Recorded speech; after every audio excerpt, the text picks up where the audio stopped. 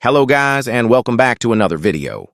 In this video, I'll show you how to promote your content on TikTok and reach more people using TikTok's built-in promote feature. Before we start, make sure your TikTok app is updated to the latest version. You can do this by opening the App Store or Google Play Store and checking for updates. Once your app is updated, open TikTok and find the video you want to promote.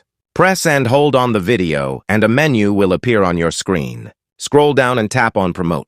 Now, choose your promotion goal. You can select options such as getting more video views, increasing website visits, or gaining more followers. After choosing your goal, set your target audience and budget.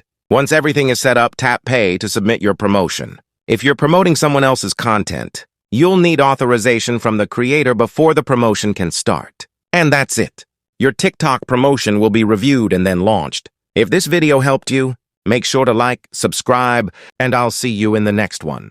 Thanks for watching.